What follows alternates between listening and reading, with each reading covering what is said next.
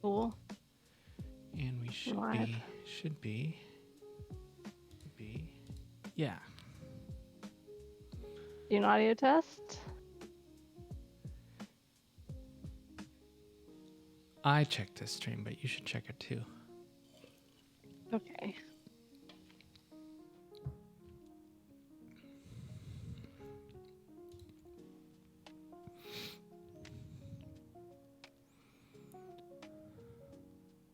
Still watching an ad.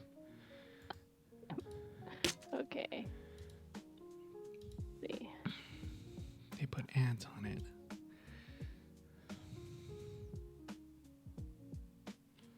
Yep. Audio's good. Okay. So this is the last work stream, I guess. Oh, right. Well, I scheduled next Wednesday for day 20 demo day. You gonna be around? yeah. Well, it's funny. My friend is visiting. Her flight lands at 11:30, so she probably won't be here till 1. Anyways, so she's gonna have to wait. Yes. So nothing on Monday. Nah, let's stretch it out. Okay.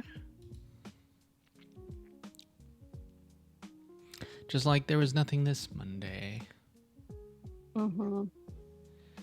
Because I did a foraging tour. Yeah, we're busy doing something. A foraging tour.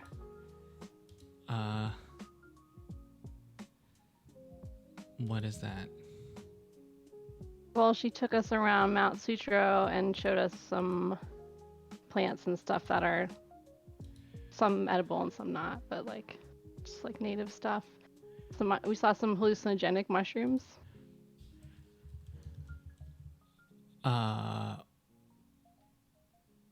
Where? It's growing on Mount Sutro. Huh. I guess that makes sense. Some like wild onions and stuff. It was pretty neat. How wild were they? Like out of control? Yeah, so out of control.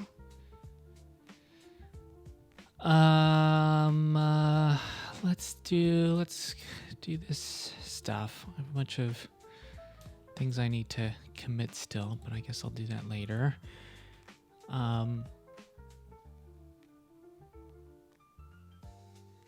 I don't know. Let's see. I've been working on basically the demo for next week, which has led to a couple of little things, making a worker CTL script, making an unbind,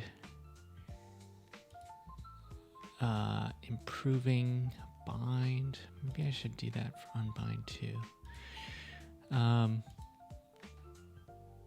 Let's see. There was a Rust WASI test now in here somewhere. So we have like a couple of test programs in different languages, so we know that we could technically support WASI compiled from Go, Rust, and Zig. Probably other things, but this is what we're testing so far. Cool. People can feel free to add their own languages that should work, that can compile the WASI.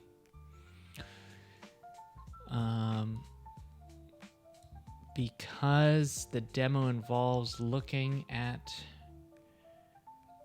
the page that everything is loaded in, which used to have a ton of stuff, I cleaned it up so it's really simple. There's a debug version of the page that doesn't actually boot the shell so that I can manually set stuff up. I think that's actually for the demo. I don't know. Mostly just fixing. I've been fixing things for the demo. Oh, there's a package called namespace that is now called VFS. Just a little rename. That's pretty much all that's happened. So there isn't a whole lot to go over, I don't think.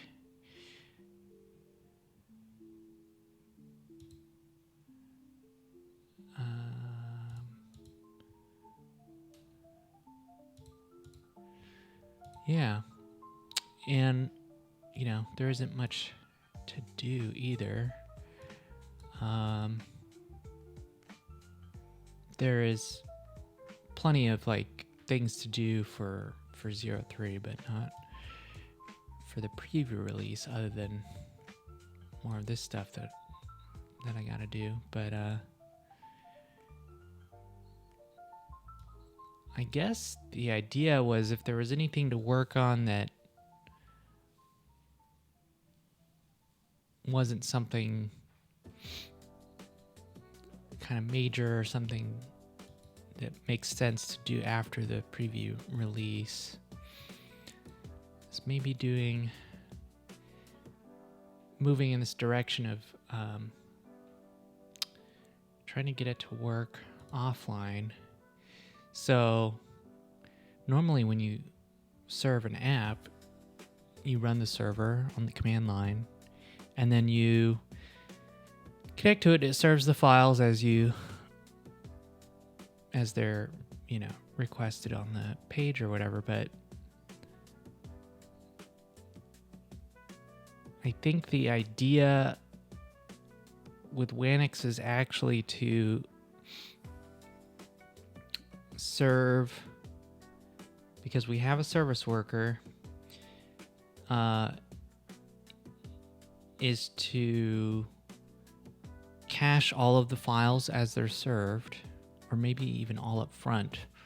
So you load the app once on the page, and then if you were to close the server, stop the server, you could reload the page and it would still work. Also known as offline mode.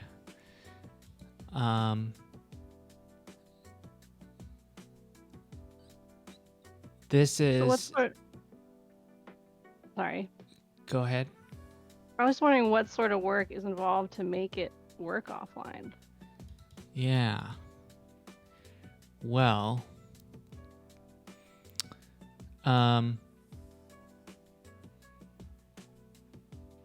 we're already a lot of the way there because of the service worker.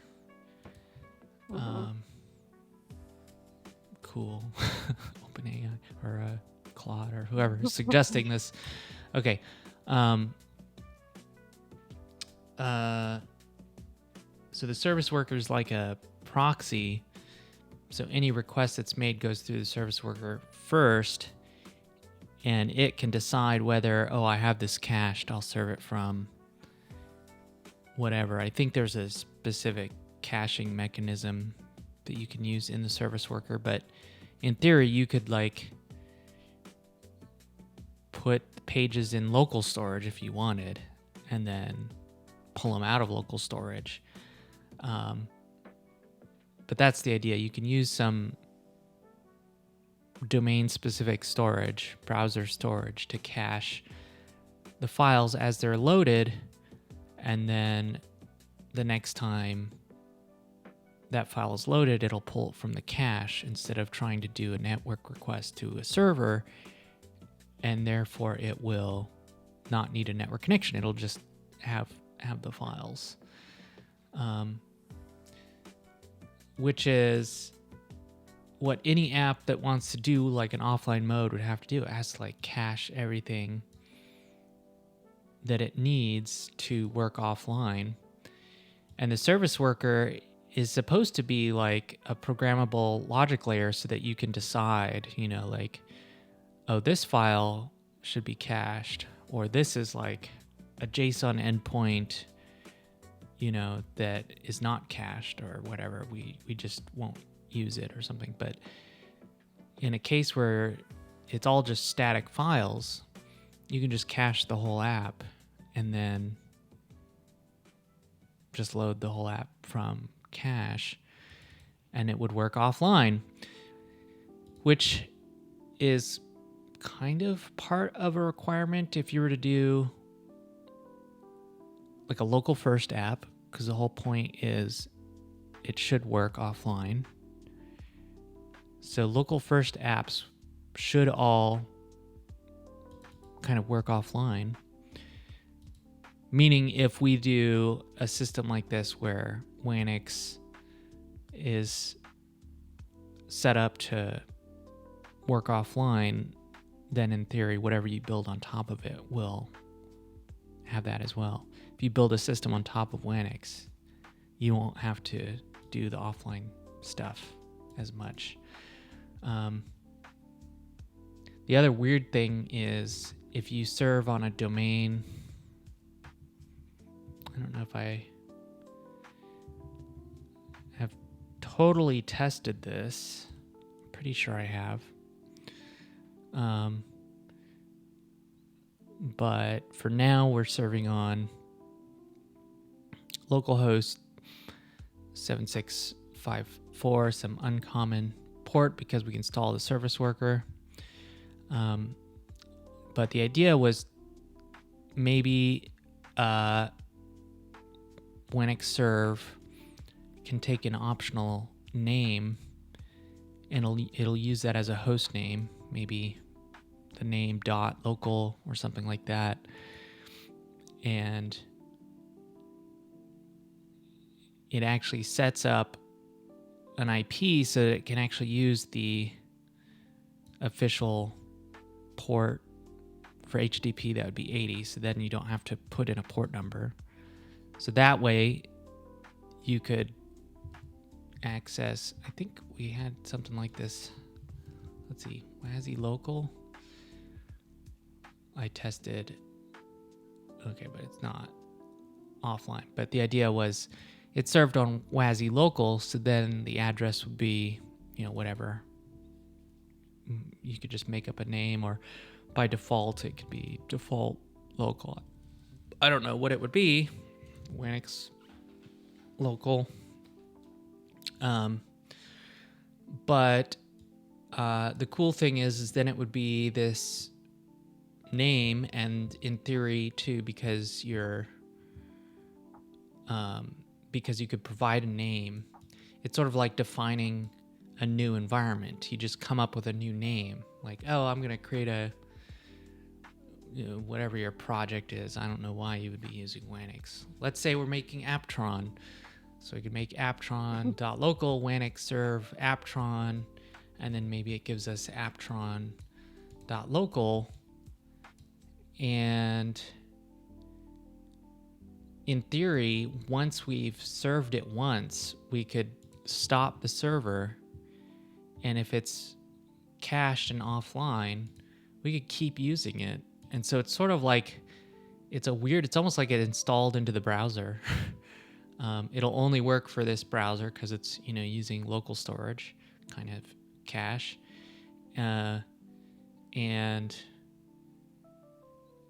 But that's interesting to me that it's like, okay, once you've served it once, it keeps existing in the browser.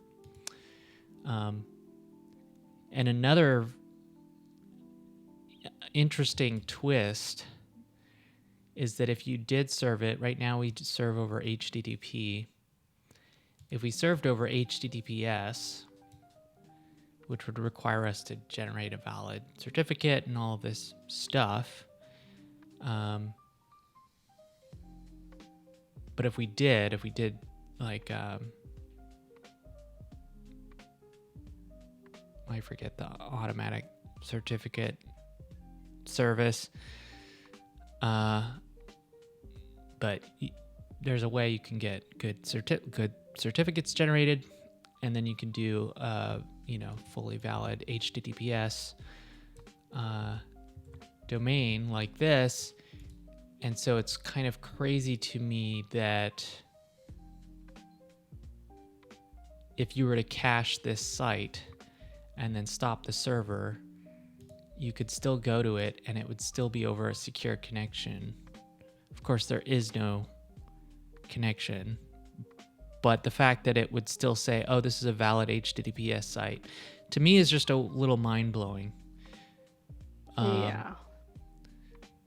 But in theory, that's how it would work. And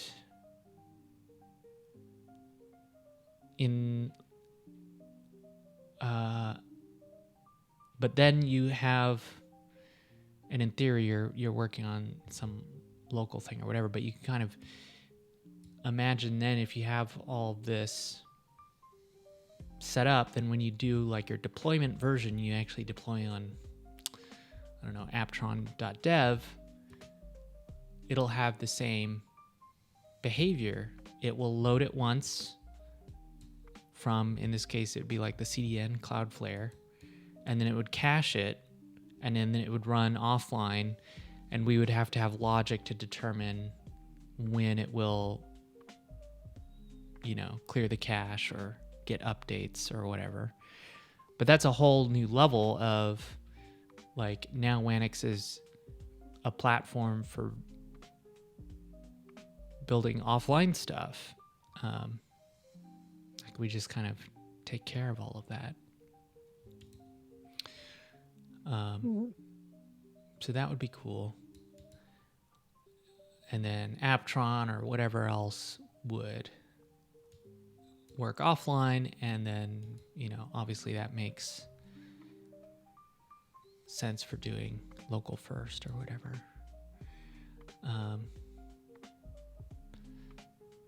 Of course, I've never really worked in that paradigm, so it'll be very weird.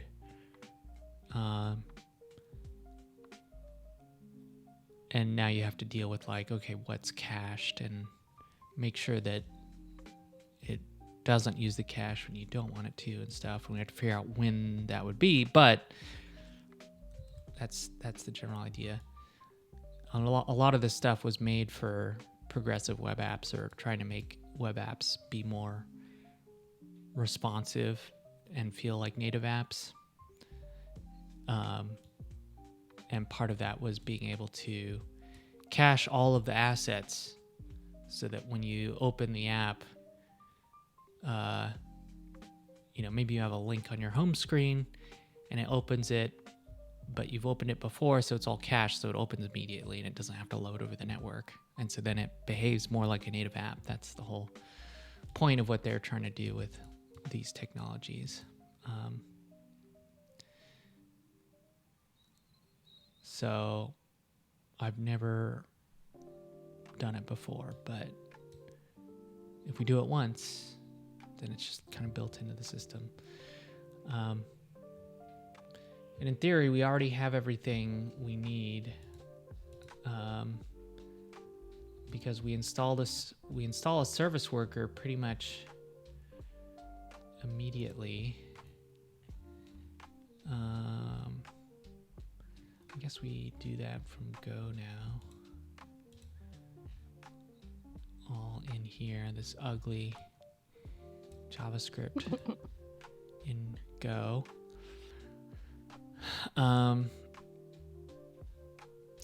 And as a refresher, the way that service worker works is the service worker script runs as a web worker that's sort of persistent. It's loaded once, and it's actually not reloaded across page loads. It's like a persistent, you could store a variable and it will keep that variable, you could open another tab and go to the site and it would use the same context. So it's a weird persistent JavaScript context, but you also can't do a whole lot in it. I'm trying to remember some of the constraints, but the main thing you're supposed to do in it is implement these events for the service worker activation and then handle the fetch event.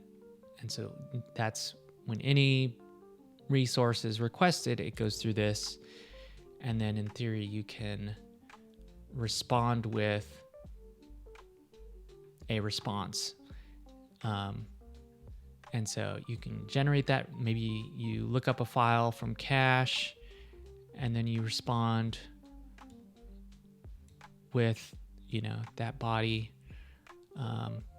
Or you can kind of the way we have it set up now is we have this generic service worker that is given a kind of a backend. So we message it a message channel, and then it kind of keeps that message channel around. And then if we get a fetch request and there is no backend or listener, it just won't handle it. So it'll do a normal network request. Otherwise, it's going to format, kind of package up the request and then send it over that message channel. And it looks like this. And so whatever is on the other end of that message channel can handle the request. And so the Wanix code service worker is kind of wired up to handle it, in which case it will kind of run this handler as if it was a Go HTTP server. So the actual logic for how stuff is served could be in multiple places, but ultimately is here. This is where we're like, what do we do? Really, the one special thing we do is if the path starts with a /:/, then it treats that as you're looking at the file system. So it's kind of like whatever the Wanix file system, from the root, you can access over HTTP through the service worker. We even have to do stuff normally. So what's a good example? I guess if we ran the server and we went to like Linux, no? V86, there we go. So the built-in Go HTTP server that you normally use to serve static files or whatever, whenever you open a directory, most web developers know this, if there's an index.html, it will load that without changing the URL. So if there isn't, it does a 404. But if you have a HTTP server, at least Go does by default, if you don't have an index.html, it will generate one, just makes it a file listing page. So that's what this is, which is, convenient. But I guess the point is that logic is not implemented through the service worker, so it's sort of re-implemented here. I don't know, maybe I'm thinking about it wrong, but basically it seemed like I had to implement it. So, any path that we're looking on the file system, we do a check to see, is it a directory? And if it's a directory, we go through and see if there's an index.html. And then if there is, then we open the index.html and we serve that. So this is if you're looking for, like colon, I don't know, web, OPFS, and some directory. Like we have site. And there's an index.html in there. But if we went to site, it would 404, unless this code was here to see that there was an index.html. So it's kind of weird. This is the first time I've ever had to like implement this index.html logic manually. Anyway, I thought that was kind of weird.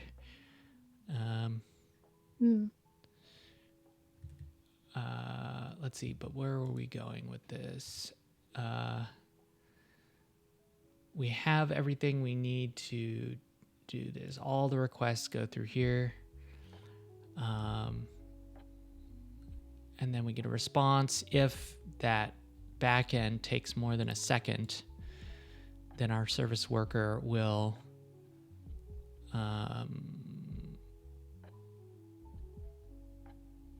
throw a timeout, and it catches the timeout. And then it will try and do the request, I guess, bypassing. I don't know. I think actually, technically, if you did a fetch from within a service worker, it would know that you're doing it from a service worker, so it won't go through the service worker again. You know what I'm saying? It prevent like a feedback loop. Yeah. But I don't know. This was suggested by Claude as a way to make sure. So, but basically, like, okay, if our backend doesn't provide anything, then just do the actual request. We talked about this when we first set this up, but that was quite a while ago now. Alternatively, if the backend returns a special status like 100, that'll also sort of explicitly tell it, hey, I don't have this, and you should look it up over the network. And this is a special, 100 I think is like continue or something like that. It's not used very often as a status code, but instead of saying 404, because how would you know if you say 404, I don't have this file, do you want to return the 404? Or are you telling me that you don't have it, so go look it up on the network? So instead we use something somewhat special or weird, like a 100 continue status code.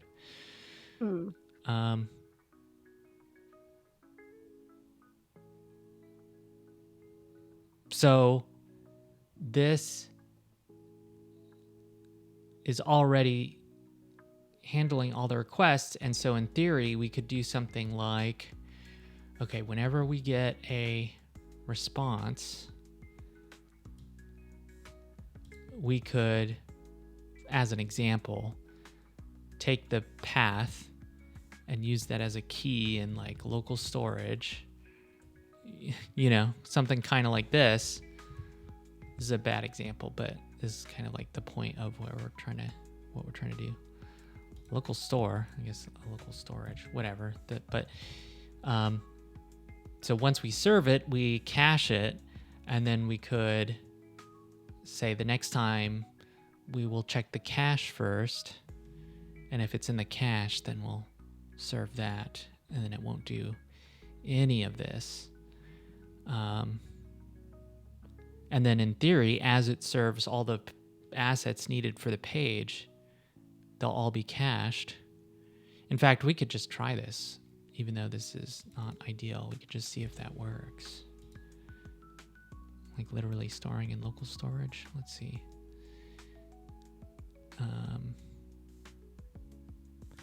So if it's a successful response, it's a URL path name, sure. And then body, which should be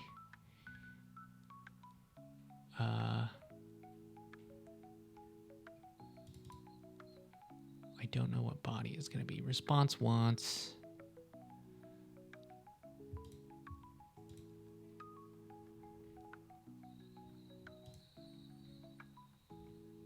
oh, it could be anything. It could be a blob. It's probably an array buffer.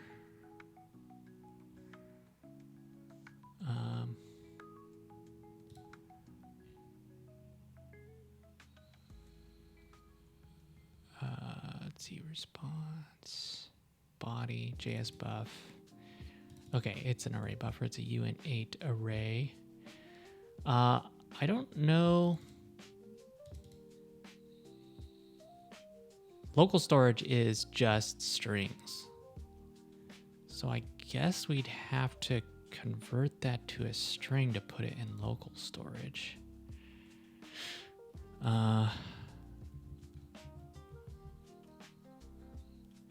And there's other places we can put it. We could even put it in OPFS if we wanted, but this is like the simplest thing. But I guess we have to convert it to a string. Well, that's manageable, right? Yeah, I guess it would be what I just hate doing it. You have to do new text encoder. It's not pretty. Reply dot. No, this encodes to we want to go the other way. Decoder.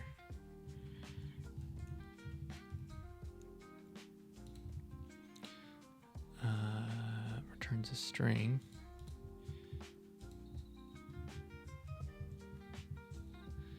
And maybe we'll do a little log here. And on the other end, we can do a lookup. Thank you. That's basically it. Is that right though? URL. That's not. That's the full URL. That's not just the path.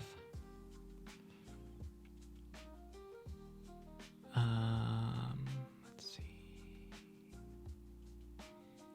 Maybe we do this after this.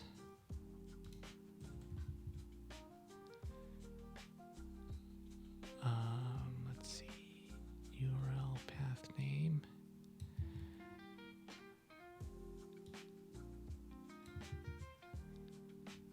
Right, we parsed the request URL and do URL, so now we get the parts, path name, get item, cache. If there's a cache, return that response. Okay, the only other thing though is it's not gonna cache any headers, which, I don't know, kind of think you'd wanna cache headers.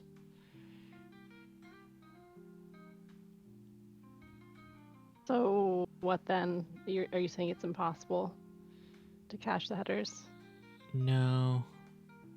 We'll just have to like serialize them as JSON or something. But now we have to, now what we're caching is just like a little bit more complicated. It's not just the body. I mean, this is just kind of for debugging. We could store them as separate keys, like path name, headers, and then something like that.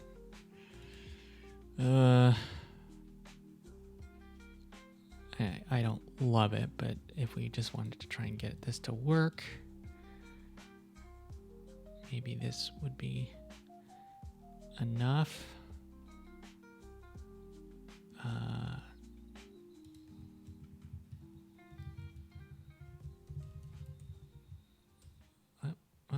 Yep. Was it headers? Headers. Okay. What else is in our response that we...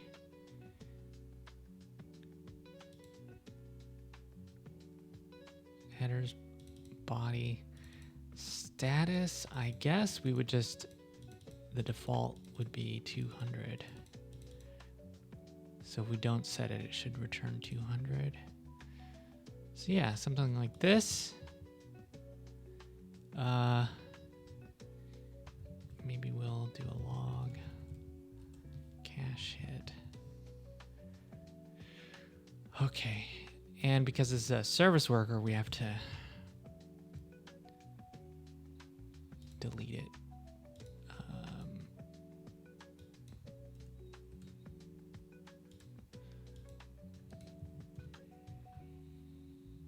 Manually in DevTools. Let's see.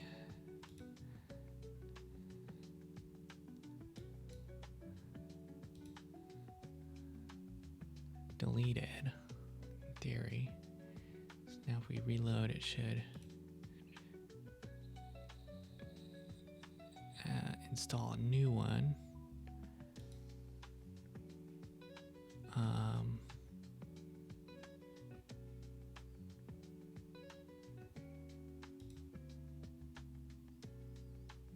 I guess it's activated.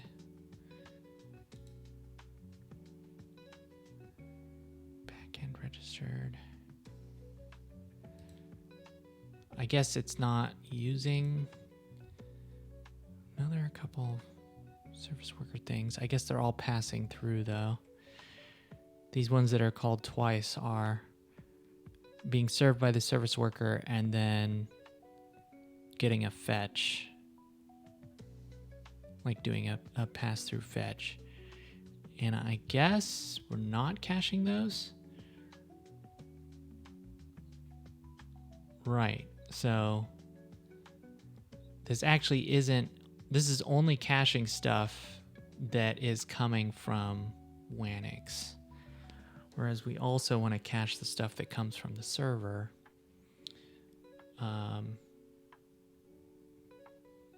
So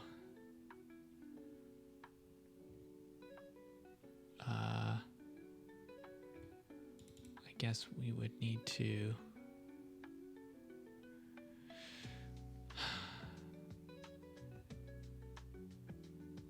also cache somewhere else. Fetch bypass. It's going to give us a fetch response, and apparently we can just pass that through as a service worker response. Huh.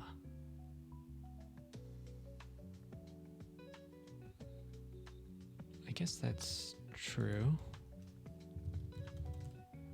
When you call fetch, what does it return? It returns a response. That's kind of cool that it's using the same data structure for like the client call fetch. You know, as a client, you use fetch as the client and it's going to give you back a response. And then it's using the exact same data type as the thing that you use to specify what you want the service worker to reply. I guess it makes sense. It's sort of like you're implementing your own version of fetch. But anyway, you know, as opposed to like, what is the result of fetch? And then we have to parse it before we return something. We can just kind of like pass it through. But that means now that we have to like, if we want to cache it, we have to open it up.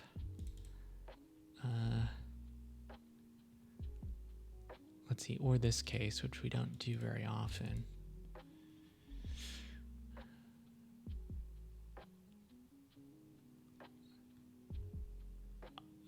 Maybe we could do this in kind of a functional way. Because it's async, we have to return by passing stuff to resolve because it's, you know, doing a promise or whatever. But if everything goes through resolve for the return value, then maybe we could interpose another function that will first cache the result and then call resolve. that way we would get caching regardless of where it resolves. Does that make sense? I think so. So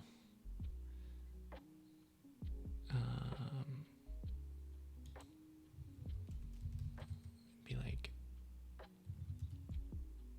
cache resolve, make a little function that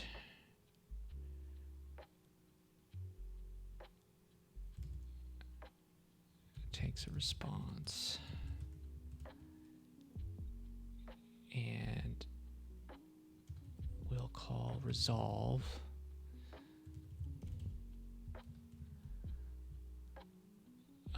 But before it does that, we will do this cache.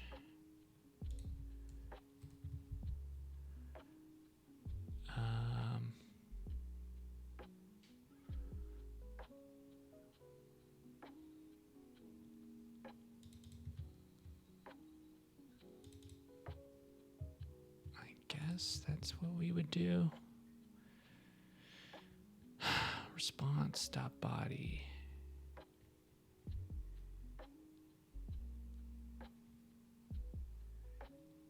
Okay, instead of using body before making it a response, we'd have to get it out of the response. It's a little different, but response body is a readable stream. I never work with readable streams. How do they work?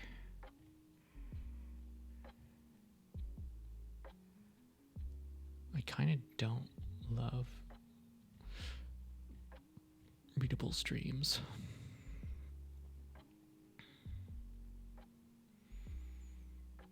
So you mean you have chosen not to work with them historically? Yeah. I don't know. They were added at some point, but it was one of those things where it's like, well, we already do things another way. So, though there was a period when Node.js was just getting popular and JavaScript people were so excited to finally have, a real JavaScript runtime. And I think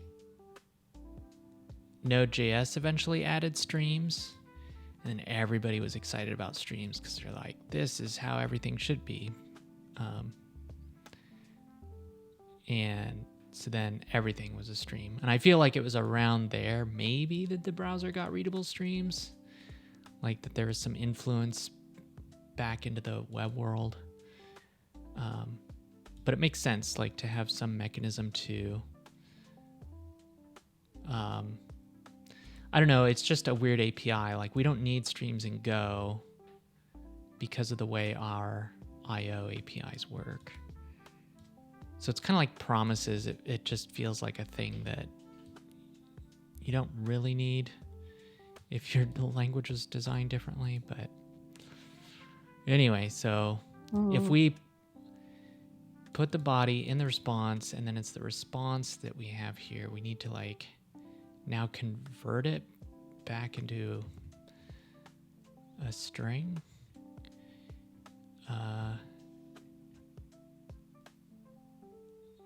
But that's kind of annoying. It would be really nice. Well, then there's not like a ton of utilities and stuff for these, but let's see. You can ask Claude if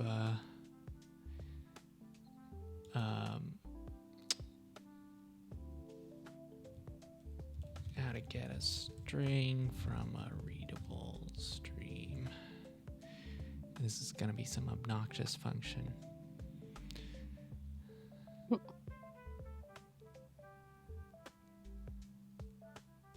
Wow. We stumped Claude.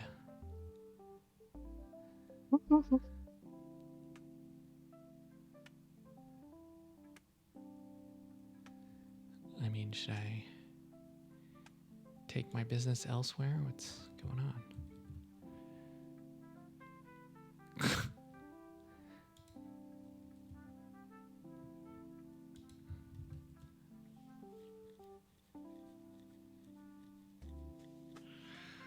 Ah!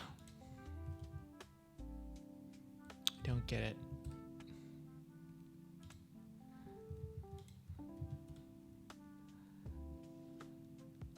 Do you think Claude is better than ChatGPT? For code stuff.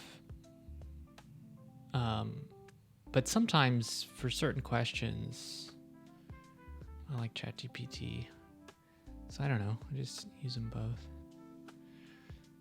Okay, for ChatGPT, so I just kind of use it for everything. Right.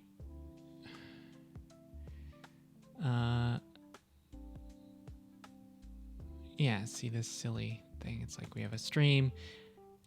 We have to like iterate and read and then build up the chunks to get a string, but whatever.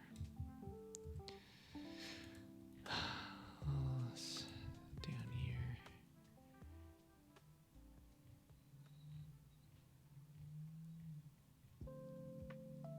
So response body.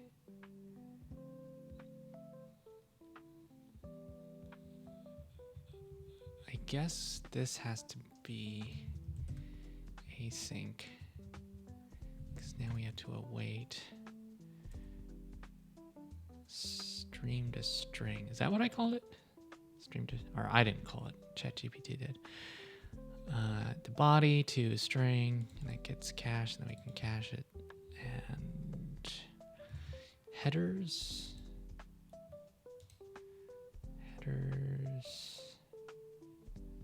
Response.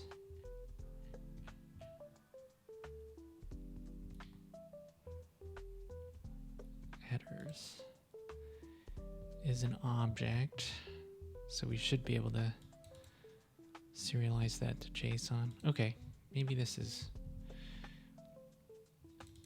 And so now we will use cache resolve instead of resolve.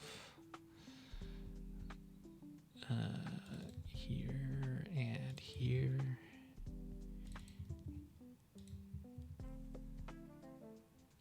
Okay. And we have to clear it.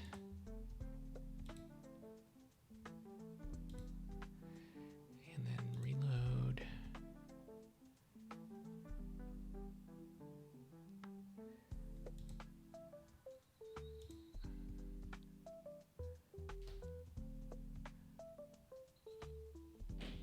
Are we getting warnings? Oh, just those warnings.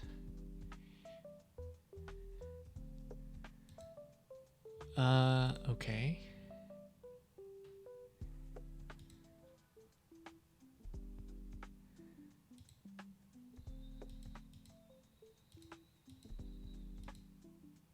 Huh, did it cache anything? We should be able to look at local storage, right? I guess that's from when VS Code was loaded. So far it's not caching anything. Maybe, I don't know why, but let's try and fetch, I don't know, shell.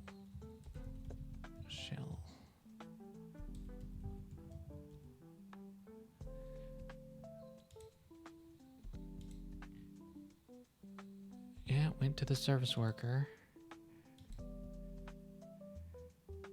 And then it did a bypass, but that means it should have cached it. So I don't know why.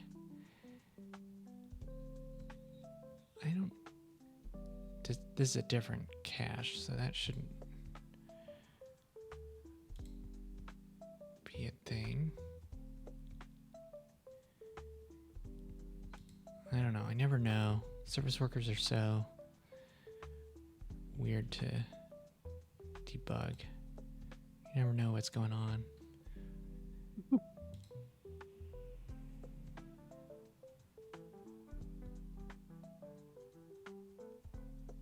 I mean,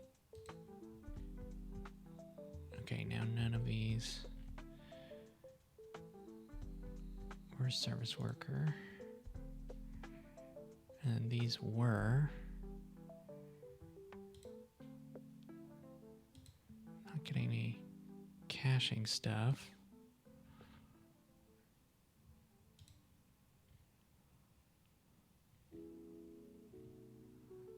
Response.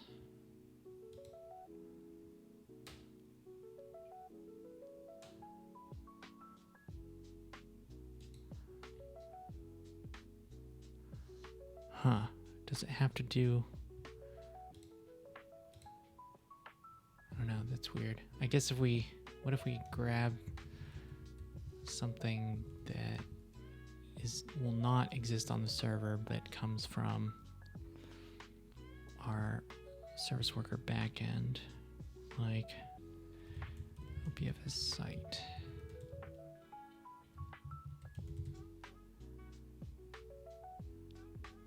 Okay, it's saying it got it, which means it came from the service worker.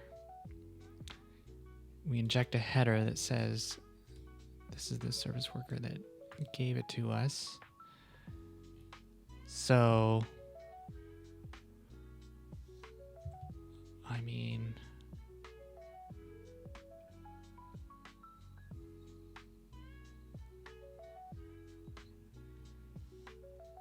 cache resolve.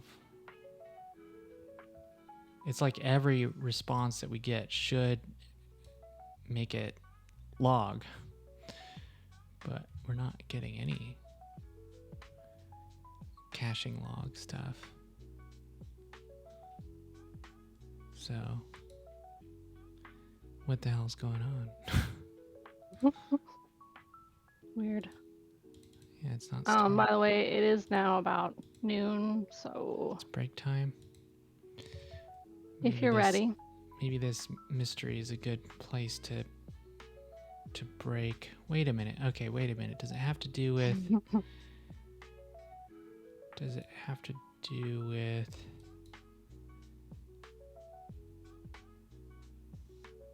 the asyncness of this?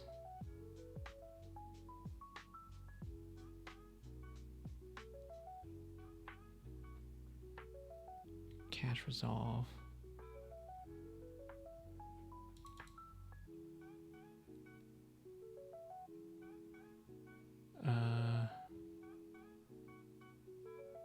No, that should...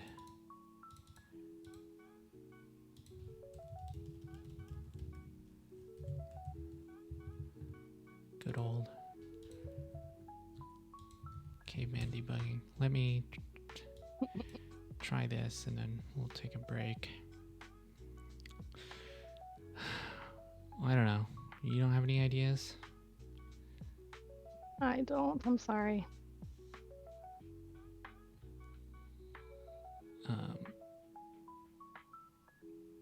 So it should be loading a new service worker. Let's make sure. Yep. And unregister. Deleted.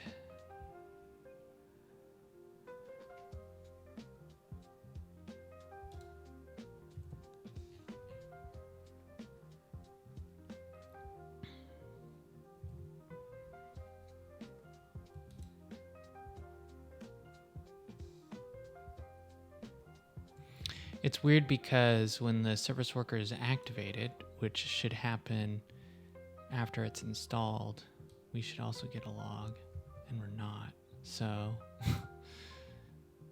you know, what's going on?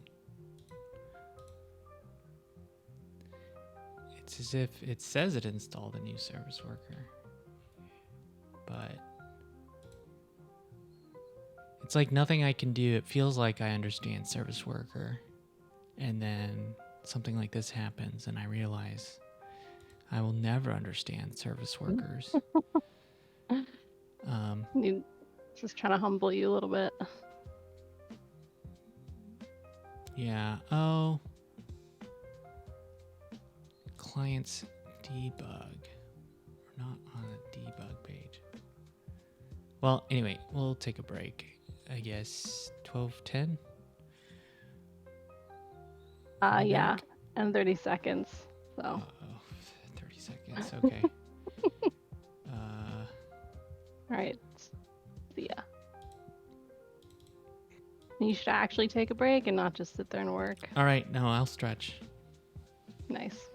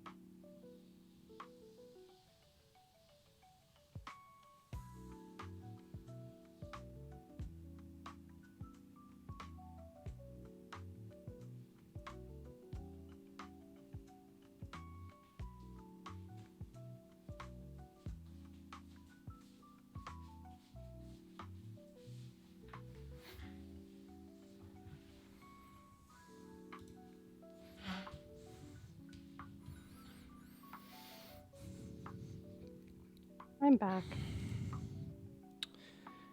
So am I. But damn it, it did not solve the problem. Brakes are useless. Maybe we just didn't take a long enough break.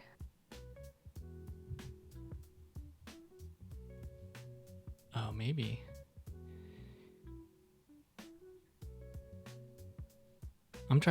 I'm wondering why this is saying its client is debug, because we're not on debug, we're on index. Yeah. If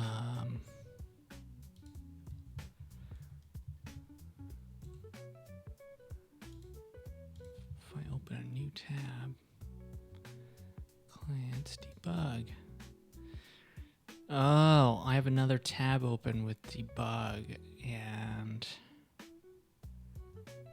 see, that's part of the danger of service workers, is they're global. If you have another tab open, like on this other screen, okay, so now it's saying clients is this page. Okay, we got activated.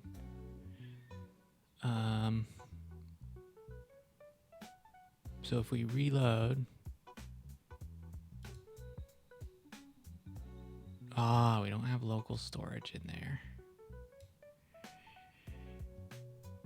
But at least it ran the code. At least we figured that out. All right, we don't have local storage, but we have something. What do we have? We have like a cache API in there. Service worker MDN. Cache storage.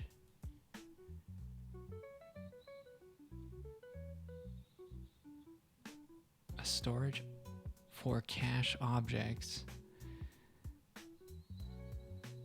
Whoa, they have like a cache thing that takes request and response where you don't even have to serialize them. Deleting old caches. This is a whole API that I've not used yet. Well, that's fun. I don't know about that. Using service workers. This is all that stuff, but then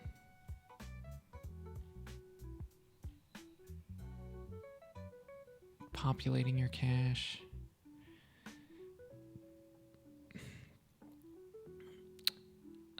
Oh,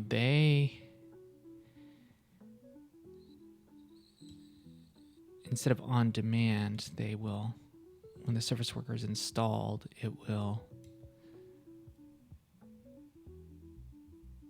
cache open caches.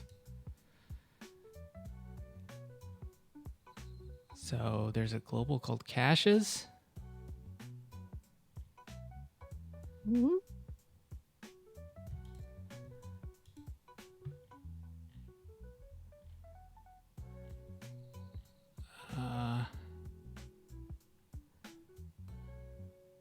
Caches.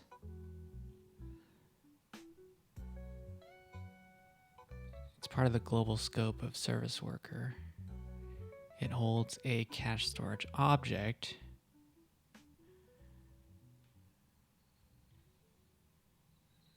So keys and such. So that's this API.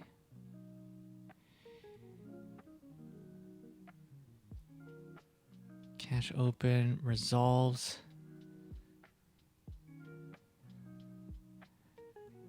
Matching the cache name. What is this? Okay, so you can create a named cache. It's kind of, it's like they versioned the cache. They called the cache v1, and then add all. It returns a cache object, which is this again. Add all. An array of URLs, and it will retrieve them. So this caching API, I guess, builds in making the requests and stuff. This is a weird API. Never.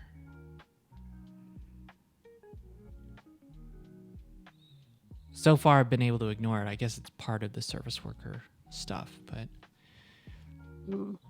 I've Well, not. then don't you want to embrace it? Only until I don't have to think about it.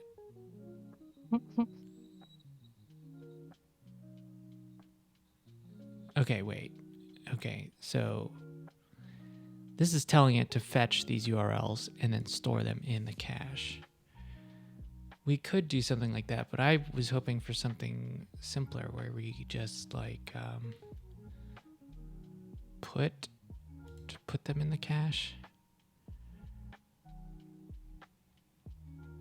Put URL response.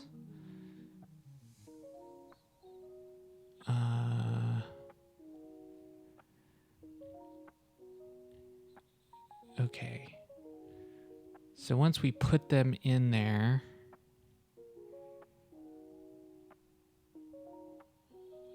returns the results to an array of all matching responses. So there could be multiple things that match a request. What about match? Match resolves to the promise associated with the first matching request. Okay. I guess that's the simple way to use it is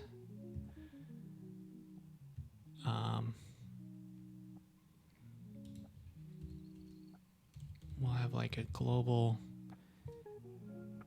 cache, and then I don't know, when activated we will open a cache.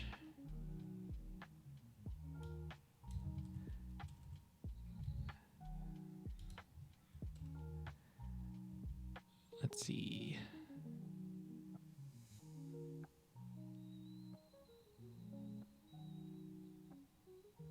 I guess we don't need to make this async to do that. We can do this, I guess. It's kind of weird looking. Okay, but okay, so yeah, when it's activated, it'll set the cache. And then I guess we could say if cache is not undefined, then we'll use it.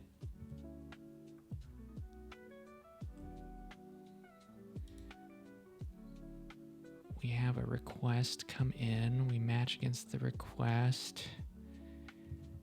We have to do an await. But we're async, so that's fine.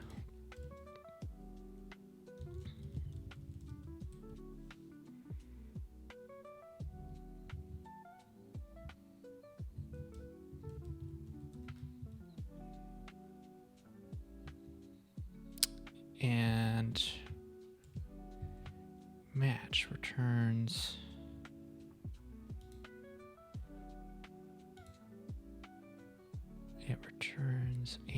a response. So we can just return that response, I guess. Return cached.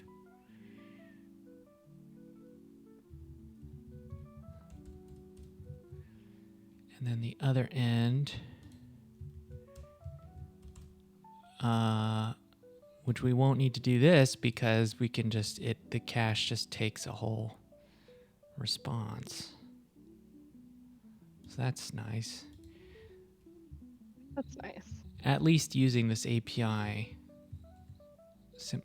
seems to simplify.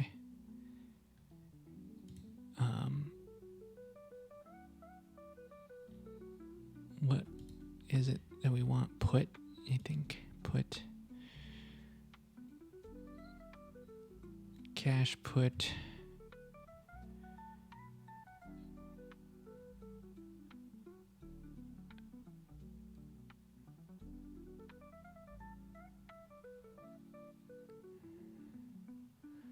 So doing add will cause it to fetch, but put, let's just put the response in there. The request object. It returns a promise, so it is async, but we don't care, I guess, because there's nothing, it's not telling us anything. So what do? We need, I guess we do if cache again to make sure it's set. And request, that's, we, I guess, have that still, so.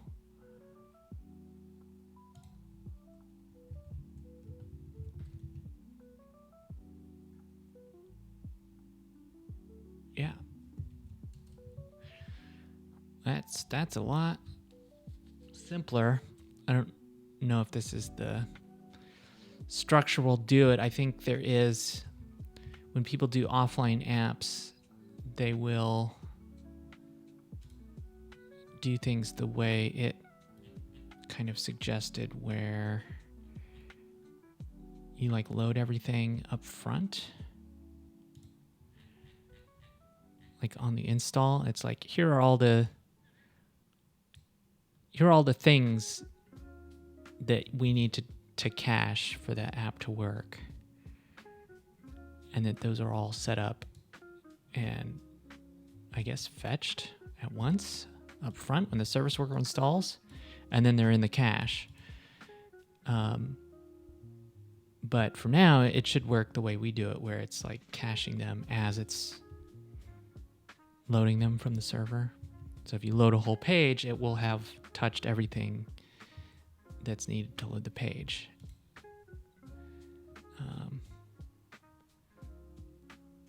I guess we just need to reload.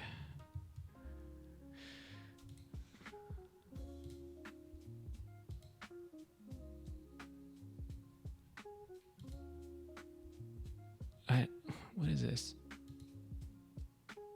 Uh-oh.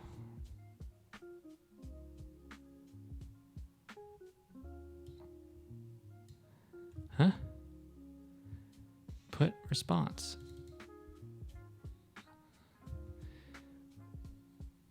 What is it if it's not?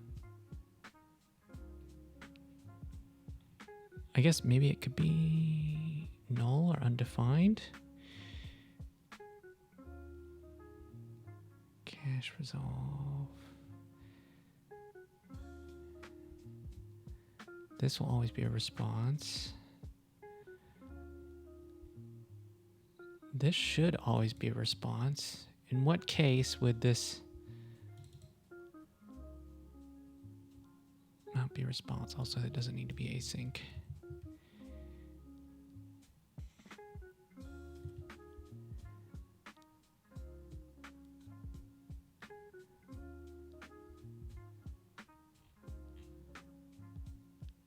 Maybe we should start with the first error. Failed to execute respond with. The event handler is already finished. Well, that's weird.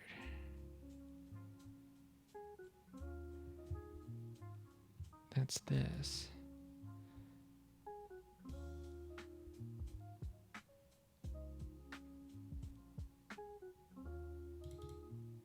Wait. Oh, I don't want to return cached. I want to do this. I think that something led me astray.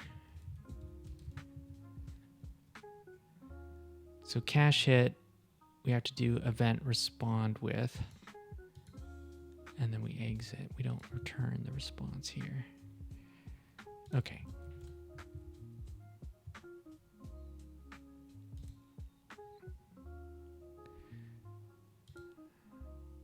Okay.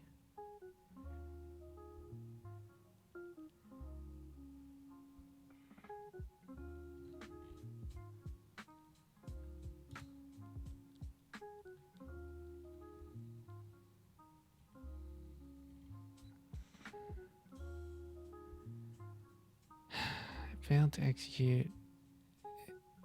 The event handler has already finished. I ran into this before, and I don't remember what the issue was. I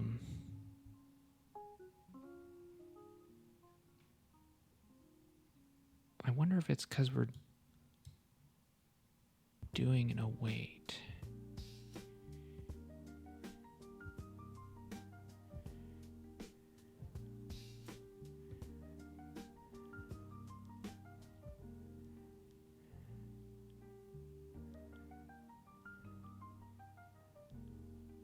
Huh.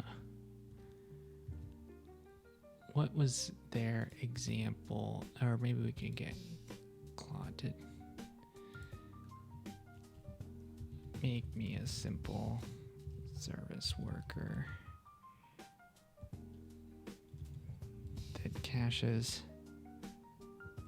requests as they are fetched.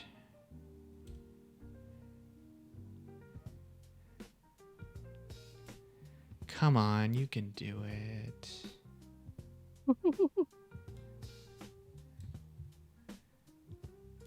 Oh.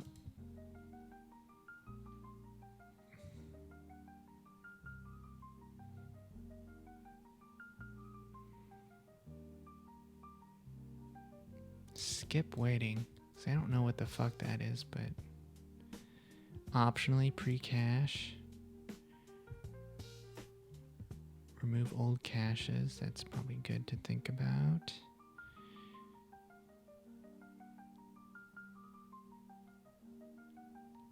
Oh, weird.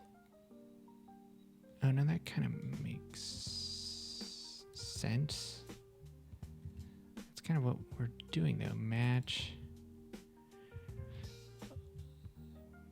Oh, match returns a promise, but I guess you can pass a promise to respond with.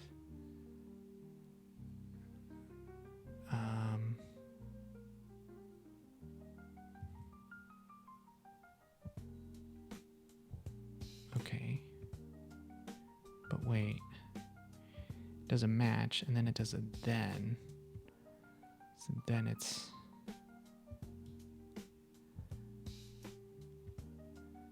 Oh, right, because you can do it then, and then have it return something, and then that's what the ultimate promise returns.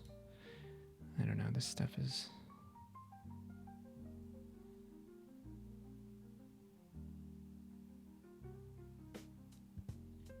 This would be a...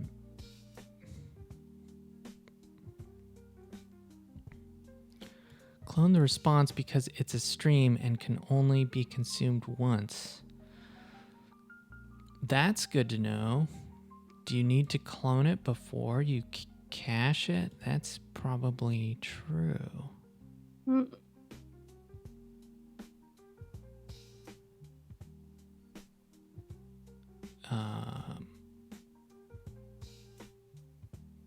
Fascinating. I guess we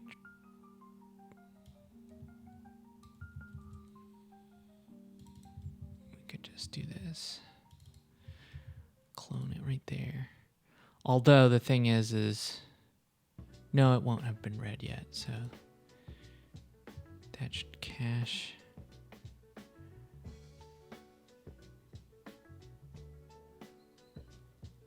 All of that.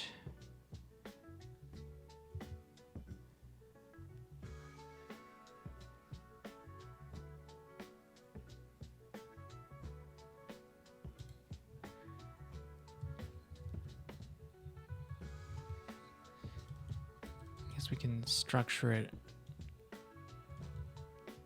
more like they had, where we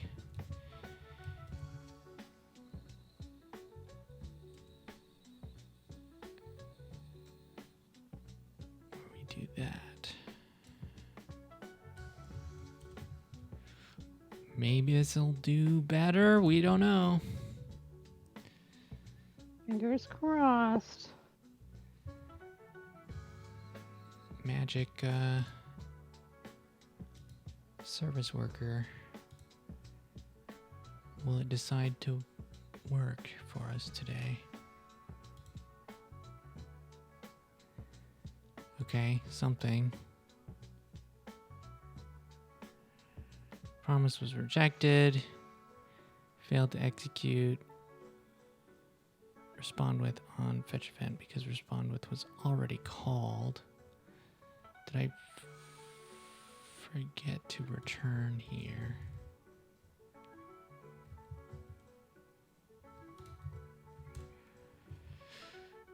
Okay, let's try again.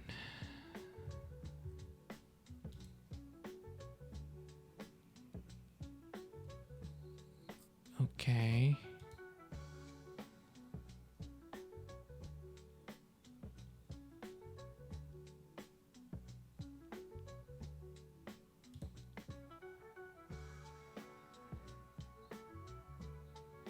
If there's a response. See, this doesn't work where, man, I guess we'll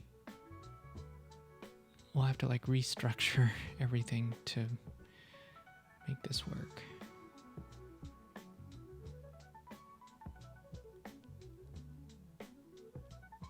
Yeah. I think we have to like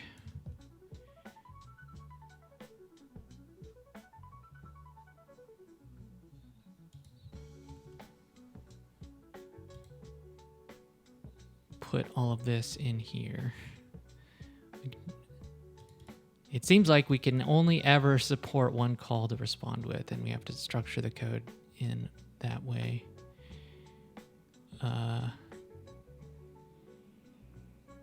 So we're in a promise.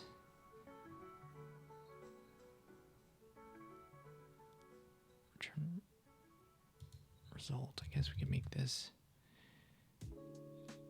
request rest for response, not to be confused with resolve. We'll call it response.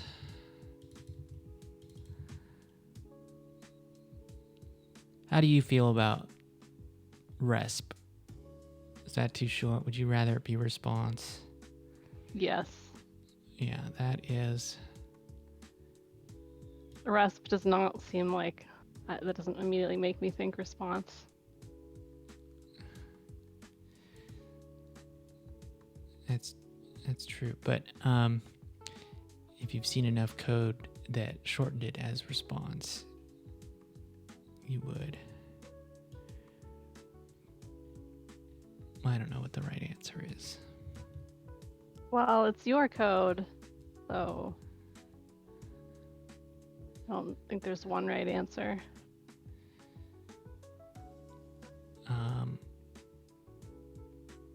All right, so this is the case where there was something in the cache, and then when there's nothing in the cache, then it will do what we normally do. And ultimately everything's calling cache resolve. But now we just need to return the response. So it works a little differently.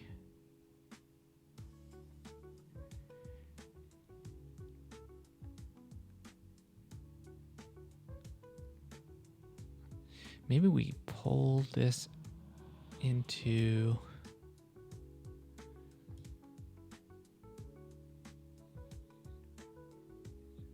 a function that will give us a response.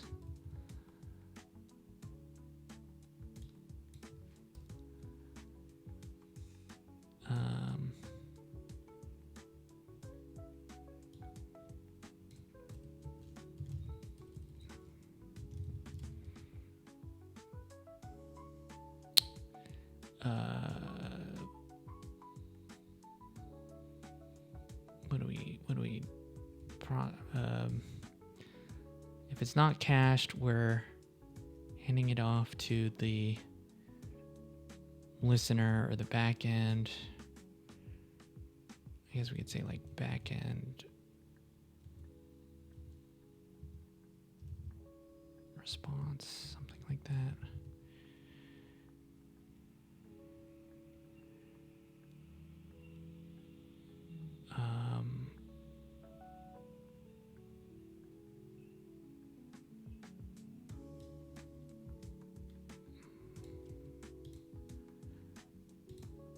Let's see, await. So this needs to be async.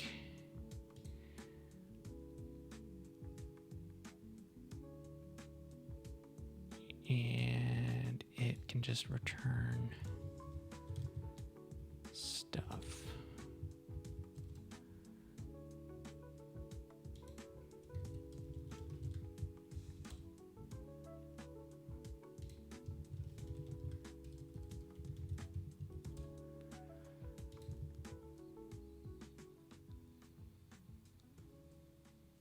Okay. Response. Make sure it has all the variables that it's using. Request, where does that come from? I guess that's got to come in here. I guess also headers.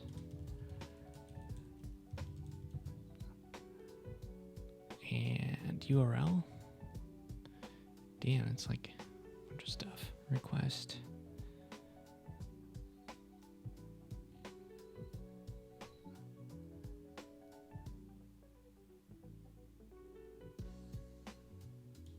I guess we could do this all in there.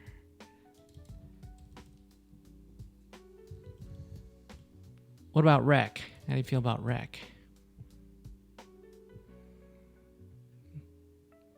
I mean, that one I guess I'm more familiar with. See, why? Well, I don't know. I guess it's even more common. Yeah. Okay, headers. I think that's everything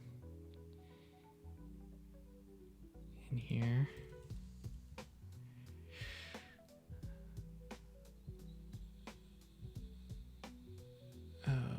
Okay. Oh, God.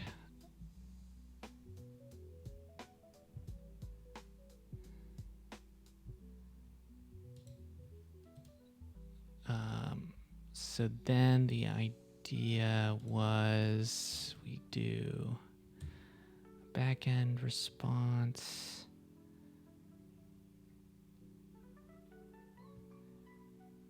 I really don't like this name, but we'll come back to it. We can't do constant response. We already have a response here.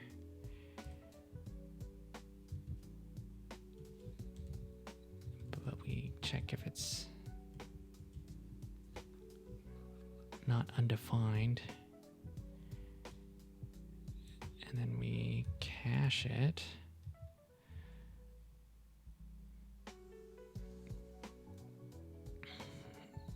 Don't have URL here.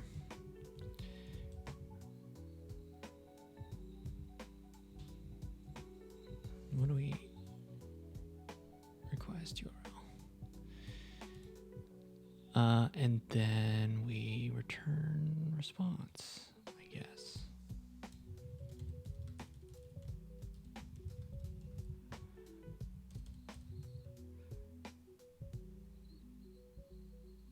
All right, so we say respond with, which is going to get a promise comes from this then. So we do a match to see if the request, if anything comes up. If there is a response cached, then we return it and we say that we got a cache hit.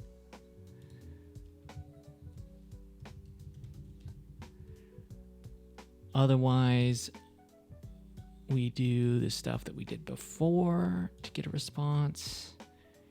We cache that response, whatever it is, or assuming it's a response. And then we return it, which will resolve the promise that's been passed to respond with. So this should make sense. Maybe it's even simpler to look at the core logic, because we took all our complicated stuff and put it in its own thing, but I guess we gotta see if this even works.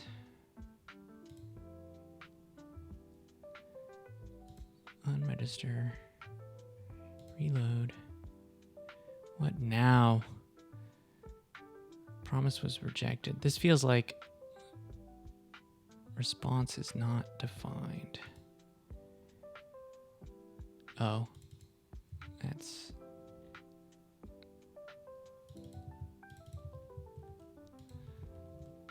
some consistency.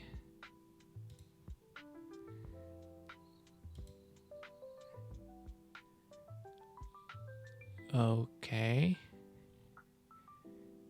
Service worker cached, so it cached all of these things that it normally gets over the server. So that's cool. And it worked, so nothing's broken. Seems like it's working. Where is cache storage? Let's look in here. We've got V1. Oh, look at all this. It's got like a little table. So we named our cache V1. That's kind of cool. It almost implies if your app has versions, you could use the version of your app as your cache name, which makes sense because you're basically caching a particular version. Like the only time this would change is if you bumped your version or something, right? Like you updated the app, so now it's version 2. And so it's like, oh, maybe it's programmed to look up whatever the latest version is, right? I don't know. It seems like a clever thing that they've done. Yeah. So is this it?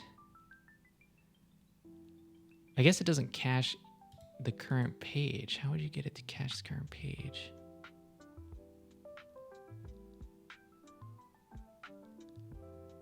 We could, I guess that's something we could try as the, when it's set up, we have it cache.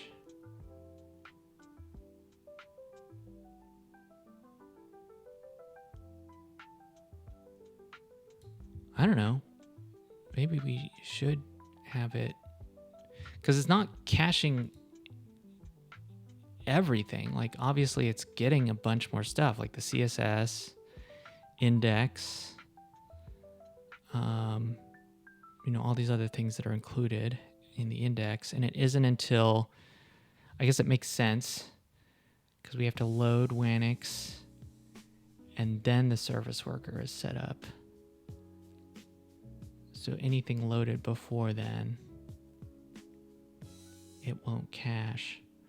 So these are the kinds of things that maybe we should do, like an upfront cache like this. Add resources to cache. Do something like this.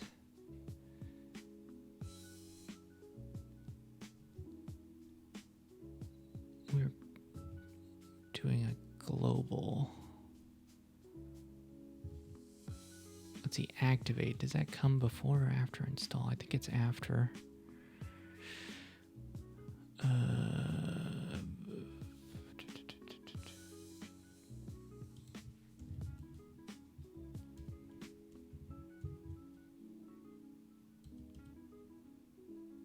I mean, if this is all it is, then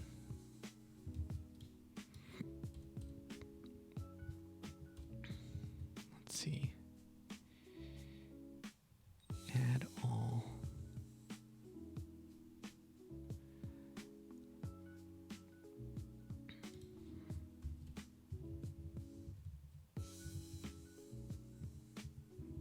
Close.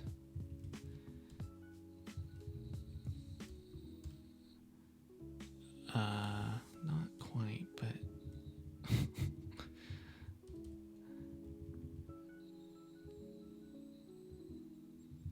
I guess we could put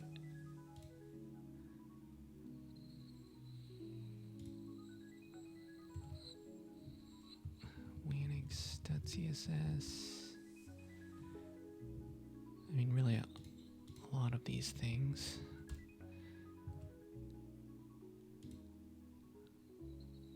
This was cached, right?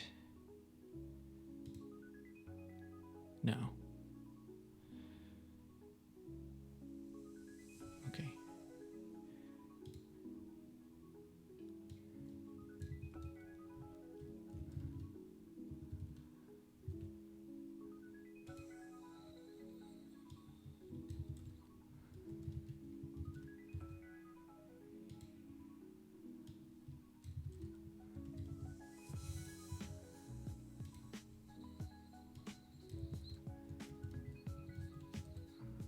I have no idea what this is gonna do, if it's gonna work.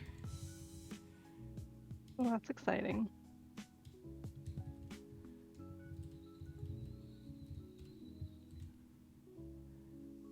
Duplex. I mean, later on we can like bundle all these into one file or something. Let's see, was Wanix.was? No, that's before. All right, I think up to Wanix.wasm, which we got. So, I don't know. In theory, this is going to fetch all of these. But it's going to fetch all of those.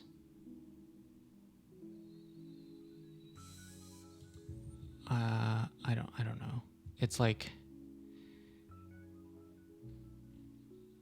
it'll fetch these resources, and then when the service worker is set up, it will fetch them again to cache. But I don't know if it's gonna always do this, or does add all skip things that are already in the cache. Become keys. It'll overwrite them. Wait, but it will fail if a resulting put operation would overwrite a previous cache entry stored by the same add all method.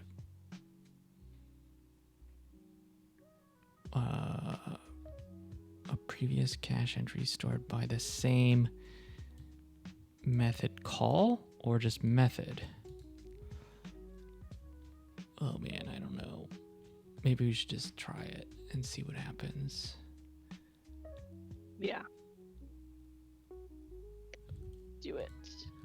All right, reload. Should I clear this? I don't know, I'll just leave it. These files haven't changed. Unregister. And reload. So activated.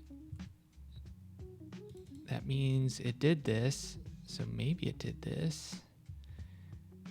If we look in our cache, there's a bunch of new stuff. Okay.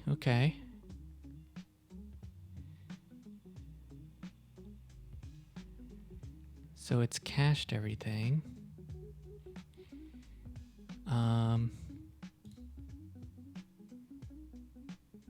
And cache hit. So this time we requested these things and it's pulling them from the cache. I guess it doesn't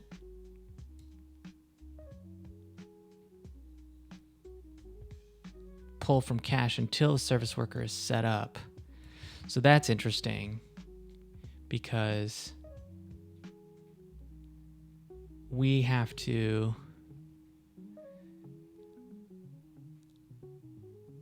kind of load Wanix before the service worker is activated the way it is set up now.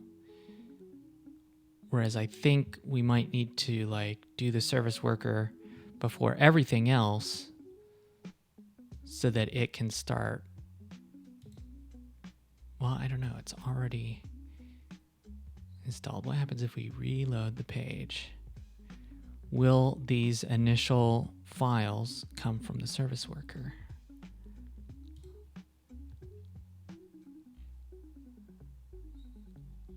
It looks like they did.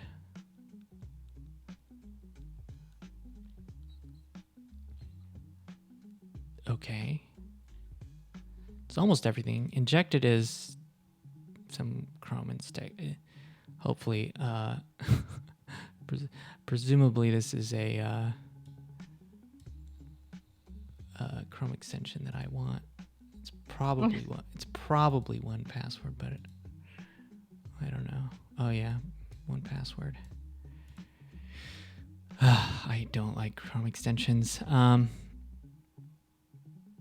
don't even like Chrome. You use Arc? Yeah.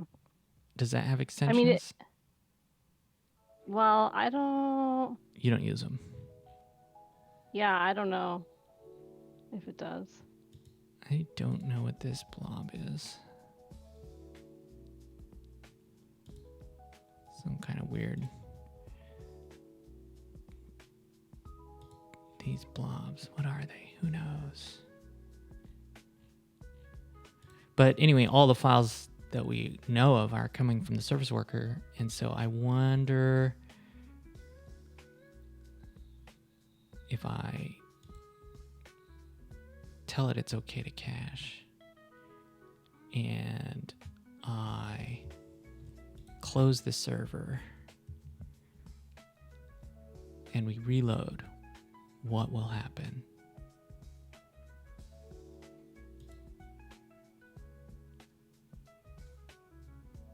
It loaded without any complaints that there's no server running. Does this work in like a new tab? That's crazy. Ooh. I've never had this experience on the web before.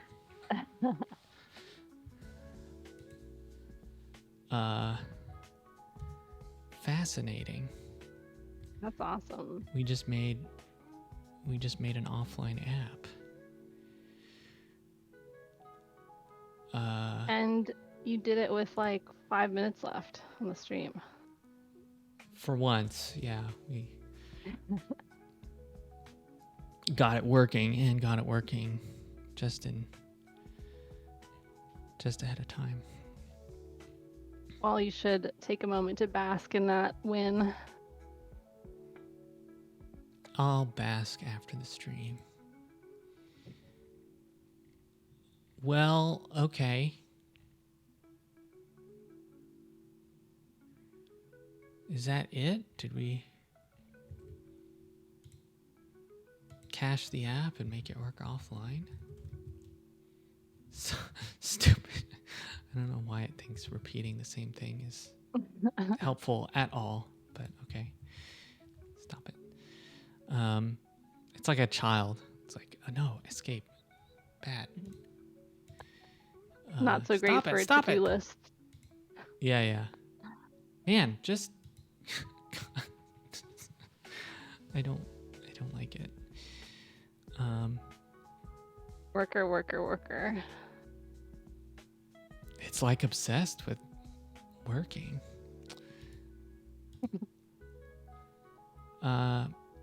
Cache app offline. Okay, I thought there would be more to it. Like, okay, what about the manifest? Do we need a manifest? Manifest how it appears on a phone's home screen.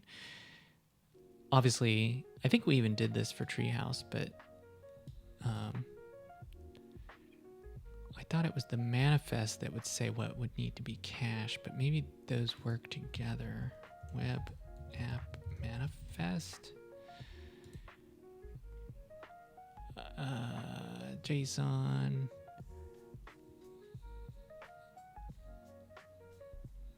So, mostly it's about metadata that, I don't know.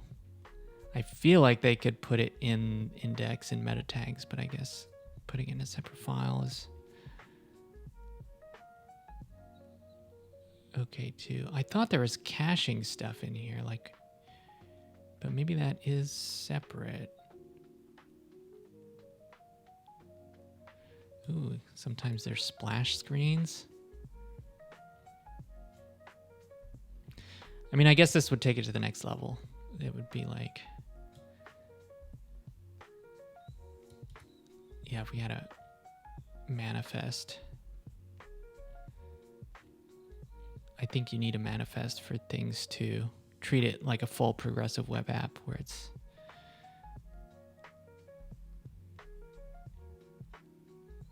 some of this stuff is experimental, like file handlers. It's like this is the kind of stuff that you normally do at the system level, you know, like Apple APIs. You're like, this app handles these file types or whatever. So they're starting to add those kinds of hooks for progressive web apps. But it's not universal. Experimental. Browser compatibility. Error. Okay. Error loading data. We don't know. We don't know what supports file handlers. But I thought there was cache stuff in here. Scope.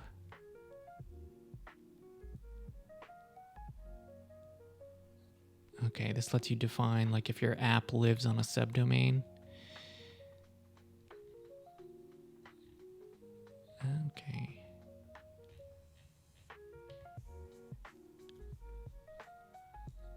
Oh, service worker. What does this do? Do not use it.